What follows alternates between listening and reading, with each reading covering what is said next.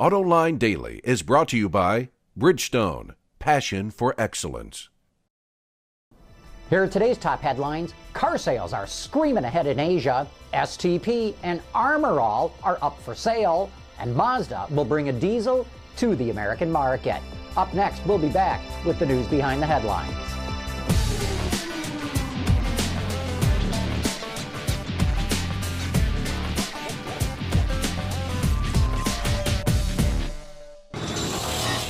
This is Autoline Daily for Friday, April 9th, 2010, and now the news. And now that the company is fully profitable again, Ford is pouring on the investments in the southern hemisphere of the planet. The company is putting over $400 million into South Africa, $250 million into Argentina, and over $200 million into Brazil. The AP reports that in Brazil, Ford is redesigning the EcoSport SUV for export markets. The first time a Brazilian-designed top hat will be exported by the company. Two of the best-known consumer aftermarket brand names are up for sale. STP and Armor All are being sold off by the Clorox company, which owns them. The Wall Street Journal reports that STP and Armor All have combined sales of $300 million a year and should sell for about $800 million. The Journal quotes one analyst as saying, Clorox is selling off these brands because it is cleaning house. Even though analysts thought they'd slow down, car sales continue to boom in China. According to Bloomberg, passenger car sales hit 1.3 million units last month, a 63% jump. Sales remain strong thanks to government incentives for purchasing new vehicles. And speaking of car sales in Asia, India again posted strong growth. According to Bloomberg, passenger car sales hit 1.5 million units last year, a 25% gain and the largest gain in the market in 6 years. Sales were up thanks to a strong economy and the introduction of several new models, although sales are expected to slow down this year due to interest rate hikes in the country. Part of the deal between Daimler, Nissan, and Renault to share technology is that Nissan's luxury brand Infiniti will get 4- and 6-cylinder engines, both gasoline and diesel, from Mercedes. AutoWeek reports that the Infiniti G is getting a Benz diesel, but no word yet on which one. In related news, Mazda will offer a diesel-powered midsize sedan in the U.S. in 2012. The Detroit News reports the car will get 43 miles per gallon, better than comparable hybrids. The company promises it will cost less than a hybrid as well. BMW is expanding its Classic Center and opening it to the public, giving owners of vintage Bimmers a place to take their cars for service or restoration work. The company offers a catalog of some 30,000 parts, reconditioned engines, and other services.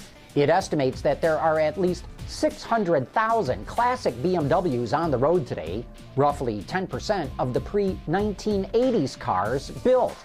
Additionally, the company has established a motorsports division offering technical advice, parts procurement, and restoration services for vintage competition, BMWs and Minis.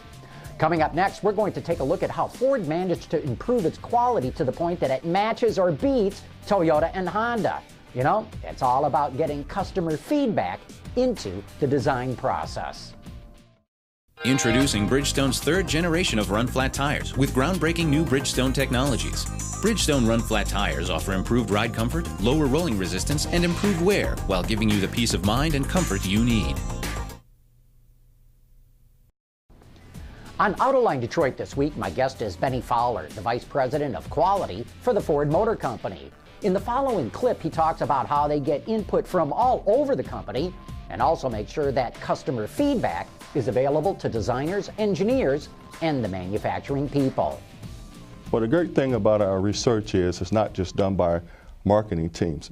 Most everything that we do at Ford is done by what we're calling matched quints, which would be product development, purchasing, manufacturing, quality, and marketing and sales. So we have all the functions represented, whether we are doing early research in terms of hearing the feedback from the customers or whether we're doing research in terms of a customer inspection clinic after a vehicle has gone into production.